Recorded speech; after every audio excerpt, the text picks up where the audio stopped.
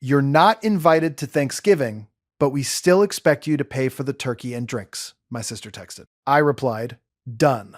I sent 15 large pizzas to their house, all cash on delivery. When the driver demanded $400 at the door, she called me 47 times. I just posted a photo of my luxury steak dinner with the caption, "Best Thanksgiving ever." Let me paint you a picture. It's the Tuesday before Thanksgiving. I have just landed at O'Hare after a 9-hour flight from Lisbon, during which a man in 14C asked me for a fresh, squeezed orange juice. We were at 37,000 feet. A toddler projectile vomited on my left shoe, and someone, and I say this with the full weight of 14 years in aviation, someone microwaved fish in the galley. The fish had been smuggled on board in someone's carry-on. I don't know how. I don't want to know how. I have transcended the need to understand certain things. I am tired. I am a little bit fragrant. I am carrying my rolling suitcase through Terminal 3 when my phone buzzes. It's my sister, Donna. Now, before I read you the text, let me give you a brief character sketch of Donna, because context is everything.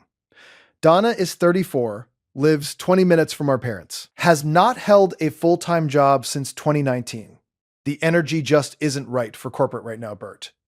And has somehow convinced our entire family that she is the nucleus around which all holidays, traditions, and important decisions must orbit. She organizes Thanksgiving every year. She does this by texting everyone else instructions and then claiming credit for the result. Here is what Donna sent me. "Hey Bert, so this year, Thanksgiving is at my place. We decided to keep it small and intimate, so we're not inviting everyone. You're actually not on the list this year. It's just immediate family and close friends. Mom and Dad will be there, obviously, and Kevin. And Kevin's parents, and the Hendersons from next door, and Pastor Mike, and Greta from her book club, and also Greta's daughter who's visiting. But anyway, we'd still love your contribution. Could you Venmo me $200 for the turkey and drinks? I was thinking you could do it tonight, since I need to confirm with the butcher tomorrow morning. Also, do you know if you can get those little airline bottles of wine? Those would be so cute for the table. Love you." I stood in the middle of Terminal 3 and read that text 4 times. Yes, really. No. I am not making this up. AITA for standing completely still for approximately 45 seconds, while a family with a stroller had to navigate around me. Let me break this down for anyone who missed it. I was not invited to Thanksgiving. I was, however, invited to fund Thanksgiving. The guest list for this small and intimate gathering included her husband, her in-laws, the neighbors, the pastor, a woman named Greta from a book club, and Greta's visiting daughter, a person whose last name I do not know and whose face I have never seen, but not me, her brother, the one who has, as we will shortly discuss, been the family's de facto ATM for the better part of a decade. Also, she wanted cute little airline bottles of wine for the table, as decor. AITA for what happened next. Reader, I don't think so. But let me give you the full picture first. Here's the thing about being a flight attendant. Everyone thinks it's glamorous. And look, it has its moments. I've seen sunrises over the Atlantic. I've been upgraded to a hotel suite in Dubai because they overbooked our crew accommodation. I once saw a minor celebrity trying to smuggle a ferret in their jacket, and that story alone has gotten me through 12 Christmases. But it also means irregular hours, no holidays, and, crucially, a somewhat unpredictable schedule. This fact, over the years, became the foundation of my family's entire economic ecosystem. Bert can't come, but Bert can contribute. This was the family philosophy. It was so consistent, I'm surprised nobody embroidered it on a throw pillow. Let me give you a brief financial history of my adult life, which I have reconstructed from my bank statements because I needed something to look at while I made my plan. I call this section Things Bert Has Paid For, in approximate order of increasing insanity. My brother Marcus's car insurance for 2 years, $1,840. Marcus was between things. Marcus has been between things since 2015. I'm not sure what the things are or if they exist. My parents' new washing machine when theirs broke, $680. Fine, parents. I accept this. Donna's bachelorette party in Nashville, $340, which I sent from a layover in Frankfurt. I was not invited to the bachelorette party. I was told it was girls only. Then I saw photos. One of the girls was named Derek. Kevin and Donna's emergency when their basement flooded. $1,200. To be fair, the basement did flood. To be less fair, Kevin had bought a jet ski 3 weeks earlier. My cousin Trisha's fashion business startup costs $500. Trisha has since pivoted to selling crystals. The crystals are fine. I have one. It's on my windowsill. Food, drinks, and incidentals. For the last 4 family Thanksgivings, I did not attend because I was working.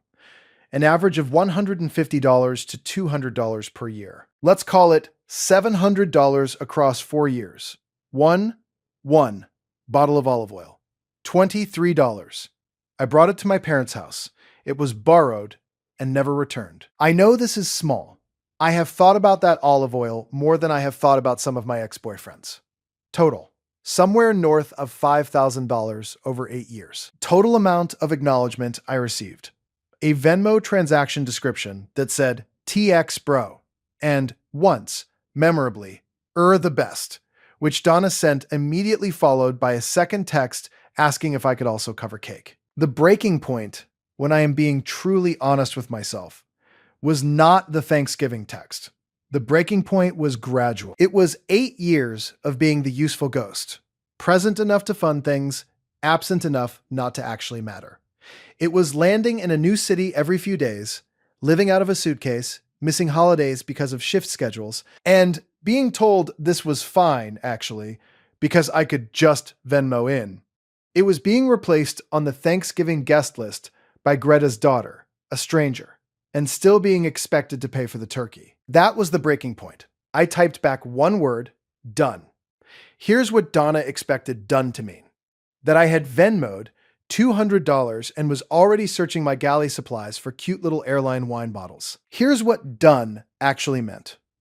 I had opened Google on my phone and searched pizza delivery near Donna's house. I know her address. I've never been to her house for a holiday. I know her address because I once mailed her a birthday card like a normal person. The plan came to me fully formed, the way the best plans do. Not slowly and carefully, but all at once, like a gift from the universe, or possibly from 14 years of accumulated resentment, finally finding a productive outlet. 15 large pizzas, cash on delivery. Let me tell you why 15. Because I thought, how many people are at this small and intimate gathering? She listed herself, Kevin, Kevin's parents, 2. The Henderson neighbors, probably 2. Pastor Mike, 1. Greta, 1. And Greta's visiting daughter, 1. That's 9 people, generously. 9 people at a Thanksgiving dinner, at a house that does not have a Bert in it. 15 pizzas. Because I wanted there to be an undeniable surplus. I wanted there to be so many pizza boxes that they couldn't be ignored or quietly absorbed. I wanted there to be pizzas that required logistical decisions. I wanted Kevin's parents to be standing in the doorway going, "But we have turkey," while a delivery driver held a tower of cardboard boxes taller than their combined moral authority. Also, and I want to be precise here because precision matters, I selected the most expensive option at every pizza place I could find. We're talking specialty pies, truffle oil situations, one pizza with prosciutto and arugula, and a description that used the word artisanal twice. One pizza that cost $38 by itself. Total bill, across 3 different delivery services, staggered to arrive in waves, approximately $400. Cash on delivery. This part is important. Cash on delivery, not card. Cash, at the door, on delivery. I want you to sit with that. I placed the orders for my hotel room, where I was staying, because I had a turnaround flight the next morning. Then I made a reservation at the steakhouse across the street. I showered. I put on the one nice shirt I keep in my travel bag for exactly these occasions, which are rare, but feel important to dress for. And then I waited. Thanksgiving is a Thursday. I know this. You know this. The pizza drivers also knew this, which meant they were going to want to finish their deliveries and get home, which meant they were going to be very insistent about the cash on delivery part. I was sitting in the steakhouse, having just ordered a ribeye and a glass of something good, when my phone started going. First call, Donna. I let it ring. Second call, Donna. I cut it and put my phone face down. Then, and I want you to appreciate the escalation curve here, the calls started coming faster. I know this because I was watching the screen light up through the glass tabletop. It looked like a very aggressive disco. By the time my steak arrived, I had missed 12 calls from Donna, 6 calls from my mother, 1 call from a number I didn't recognize, Kevin's mom, the pastor, Greta's daughter, who at this point was more embedded in my family than I was. And then, as I was cutting into my ribeye, 4 more from Donna in rapid succession, which I can only describe as panicked. I ate my steak. It was excellent. Medium rare, with a little compound butter that melted into the crust, and a side of roasted vegetables that I ate slowly and deliberately, 1 piece at a time, because I had nowhere to be and no one was going to eat my leftovers. When the calls slowed, this took about 45 minutes. I opened my camera, photographed my plate, the dessert plate by this point, a chocolate lava cake, because I deserved it, and posted it to Instagram with the caption, "Best Thanksgiving ever." Then I turned my phone off and went to sleep. In the morning, I turned it back on. 47 missed calls total. I counted 284 unread texts. 1 voicemail from Donna that I will paraphrase because some things cannot be repeated verbatim in polite company. It contained the phrase, "You absolute maniac," the phrase, "The delivery guy wouldn't leave," the phrase, "Kevin had to go to an ATM in his pants." I believe she meant pajama pants, but I treasure the ambiguity. And ended with, "I just want you to know this is not okay, and also we have so much pizza." The family group chat, we are called, without irony, the fam, had 89 messages waiting for me when I opened it. I will present the highlights. Donna. Bert sent 15 pizzas to our house, cash on delivery, as some kind of joke, and we had to pay $400 in cash, which Kevin had to get from the ATM in his pajamas. This is insane behavior. Mom. Berter. Is this true? Call me. Marcus. I'm laughing so hard. Donna. Marcus. This is not funny. Marcus. No, right, right. So how's the pizza? Kevin. I just want to say, as someone who had to interact with 5 delivery drivers over the course of an hour while trying to host a holiday, this was deeply disrespectful. Mom. Bert, honey, I'm sure you were upset, but this was too much. Donna. He said done when I asked him to contribute. That was confirmation. And then he did this. Technically, she is not wrong. I did say done. She asked if I'd contribute. I said done. I was very done. I contributed 15 pizzas. This is contribution. I maintain this position legally, morally, and gastronomically. Uncle Russ, you bought me school for getting disgustale and mostly sends memes about golf. Hey Bert, not sure what's going on, but sounds wild. Call your sister. Marcus. Okay, but did anyone eat the pizza? Donna. We didn't have a choice. Marcus, the turkey was dry. I want you to sit with that last message. The turkey was dry. The turkey, which I was asked to fund at $200 but not invited to eat, was apparently not good. And then 15 pizzas showed up at the door, and they ate the pizzas. I allowed myself one small smile. Then I typed my one contribution to the group chat. Happy Thanksgiving, everyone. Glad the pizza arrived warm. Bert. Then I left the group chat. Here's what happened in the weeks after. Donna texted me 3 separate times to say that I owed her an apology. I did not send an apology. I sent, instead, a politely worded note acknowledging that I understood she was upset, outlining that I had been told I was not invited, told to contribute financially anyway, and had chosen to contribute in the way I felt was appropriate. I wished her well. I signed it with my full name, like a letter. She read it and did not respond for 11 days. My mother called me to tell me I had been hurtful. I listened. I said, I know. I was also hurt. There was a long silence. My mother, to her credit, said, I suppose that's fair. We talked for an hour. It was the most honest conversation I've had with my mother in probably 5 years. She admitted she knew Donna had been a bit demanding. I admitted I had let things go on too long without saying anything. We agreed to have lunch. We had lunch. It was fine. She only asked me to cover one thing, her parking, and paid me back immediately, which is new.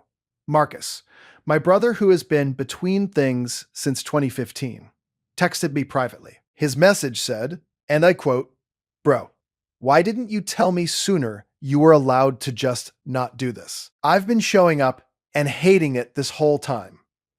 Can we go to a steakhouse next year instead?" I said yes. Marcus is currently employed. It happened quietly sometime around January. He got a job at a logistics company. He hasn't asked me for money since the pizza incident. I don't know if these things are related. I choose to believe they are. Kevin, Donna's husband, texted me in February. Not to argue, just to say, for what it's worth, the prosciutto pizza was incredible. I'm just saying. I found this deeply funny and replied, I know. I read all the reviews. Kevin and I are not close, but there is now a small and unlikely warmth between us. I think Kevin might also be a little exhausted. I think Kevin might have thought the pajama pants ATM run was, in some private corner of his heart, very funny too. As for Donna, she attempted a reconciliation in March. It came in the form of a recipe, my favorite lemon bars, which she texted me unprompted with the note, "Just thinking of you." 3 days later, she texted to ask if I got it. 4 days after that, she asked if I'd tried it. A week later, she sent a follow-up that said, "Hey, so things are a little tight right now, and I was wondering if you'd heard about any travel deals." I told her I'd look into it. I have not looked into it. This past November, I had the actual best Thanksgiving of my adult life. Here's what happened. I was on a layover in Denver. My colleague and genuinely good human, Priya, who has been my favorite coworker for 3 years and who once helped me duct tape a seat back pocket at 30,000 feet without waking the couple asleep beneath it, was also on the same layover. We discovered there was a restaurant near the hotel that was doing a full Thanksgiving menu. Turkey, stuffing, the works, served properly at a table with cloth napkins. We went. We split a bottle of wine. We ate turkey and stuffing and pie. We talked about our actual lives, our actual jobs, our actual hopes, our actual low-grade fatigue with humanity tempered by genuine love for it.